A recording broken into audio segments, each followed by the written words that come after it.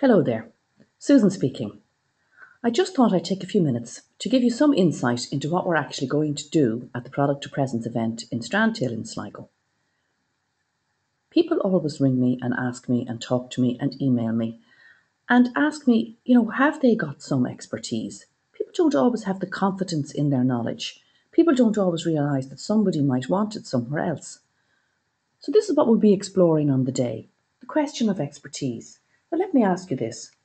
If you've ever had children, or if you've had nieces and nephews, or if you've ever been a school teacher, or if you've ever tied a shoelace for a child under 5 years of age, you are an expert because you know how to do it and they don't. Now, you won't make your living tying shoelaces for 3-year-olds, but it does give you some idea of the question of expertise. Another one I often think about is my own mother, who's now 90. But when we were younger, would make cocoa at night, and she could always measure out 5 cups without ever having to get a Pyrex jug and pour the milk into the mug first and put it into the Pyrex jug to heat the milk. And I used to always think that this was amazing, that she knew the exact amount to make for all of us for supper. Well, guess what? I've now become my mother because I can do that now. So I have grown over the years and I've learnt the expertise and I now can measure the amount of milk. But when you look at somebody who has information or who can do something that you can't, they have a level of expertise and information that they could share with you. And this is what I need to tap into to get inside your brain and make you realise that the information you have is of value to somebody somewhere. And that's what we'll be exploring on the day.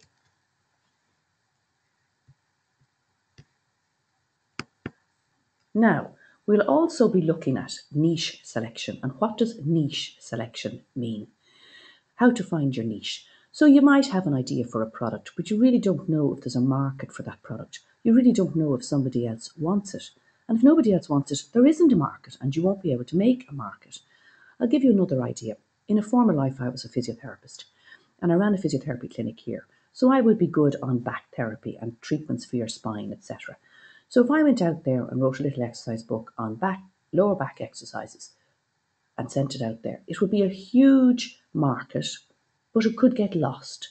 Whereas if I actually targeted the market and I went in to say that I was doing low back exercise for truck drivers, for long distance lorry drivers, then it would be much easier to find them and it would be much easier to place that product on the internet because I could target where they're likely to be and then I would find them. And they would find me easier because I would come up the search engines quicker if they were looking for back exercises. So we'll be discussing all of that inside thought-provoking information as to how to actually do this and how to actually target your market, get your niche, create your product and put it out there. I'm going to show you a little bit about Google Research Tool and Google Trends. So to do that, I'm actually going to go live into the internet right now to show you exactly what I mean. Now, I'm in the Google AdWords Keyword Research Tool, and I'll show you exactly how to find this when you come to the Product and Presence event. So I'm going to have a look at, for instance, crafts, because I know there are some of you out there who've written to me. Now, I've targeted this for Ireland simply because I wanted to show you what type of searches there are in Ireland for this product. But if you were doing a worldwide product, you would make this worldwide, but we'll discuss all that in due course too. I just want to show you. So I'm going to search for the word crafts. Now, have a look. We've got 13.6 million people searching globally, and we've 74,000 searches in Ireland, and the competition is relatively low. But what I'll be interpreting for you and helping you to look at are these words ideas, because this is what people are Googling every day on Google to see what they can find. So if you wrote something or if your website had these words on it, your website would come up first when people Google for these terms. So you're ahead of the competition and ahead of what people are. You're putting your product in front of people who want it. So there's Easter ones. So we'll be looking at the drop down menu for these and what exactly people were looking for in Easter crafts. I'll be showing you how to interpret it and I'll be showing you how to make it really easy for you to do this on your own websites. Likewise, have a look at, I'm going to pick, for instance, eating disorders, because some of you may have an interest in teenagers and in eating disorders for teenagers and in counselling or in coaching people with these problems. So again, have a look. Eating disorders in Ireland is 673,000 5,400 local monthly searches in my area. So it's a big, big, big topic, eating disorders and what people are looking for and the information they're looking for with this problem. Now have a look. Eating disorders is one of those things, would be anorexia. Now the reason I'm showing you the two different types is just to show you the power of searching properly. Now before I hit send, just keep an eye here. Eating disorders get 673,000 searches. Have a look at anorexia nervosa. It gets only 201,000. So you would be better to use the word eating disorders in your website or on the front page of your information rather than anorexia nervosa, because more people are searching for those terms. So that's the type of thing I'll be showing you. I'll be giving you the inside fast track information to how to make your business and your website the best on the net and how to get it up there in front of the people who matter. Now don't worry if you haven't got a product. We'll be looking at the niche research first, and this helps you to target the information you have and to see if there is a market. Now just put in Google Trends for a quick minute because it's actually quite interesting. And again, I'm going to do eating disorders and hit search.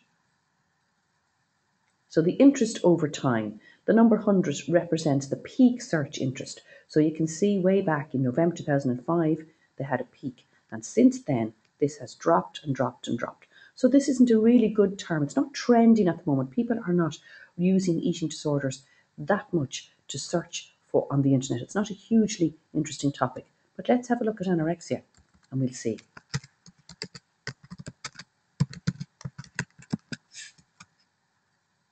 And it's very sporadic. It goes up and it goes down. And you can click on these terms and see again. So this would be a difficult area really to target, I suppose, because it's not trending hugely. Now, again, this is in Ireland mostly, so that's in Dublin. Worldwide, I suspect it would have a bigger search, but in Ireland it isn't hugely searched for. It must have been a major one at that stage. So let's have a look at one that I started with on the other side. Let's have a look at crafts. Now, crafts trends all the time. So as you know, things that trend are active and busy and worth looking at. So October and 5864. And where is it trending? Again, it's all over Ireland. So mostly Kerry, where they're out in the peninsulas looking for something to do. They're very good at crafts. And in Wexford, the highest volume of people searching. So our area is not too bad either, and Galway is quite good.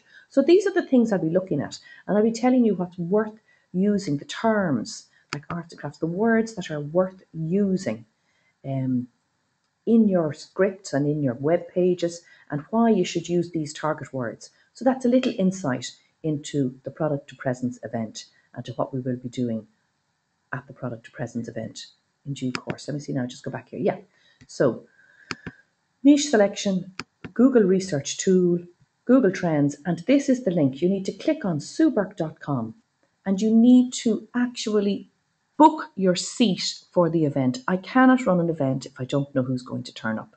So please, please, if you're interested in coming next Saturday week, book your seat, pay for your seat, and then I'll know you're coming. And you're in for a very exciting day with a lot of hugely informational, appropriate information for you, and you can ask any question you like, no matter how foolish you think it is or no matter how much of a beginner you are.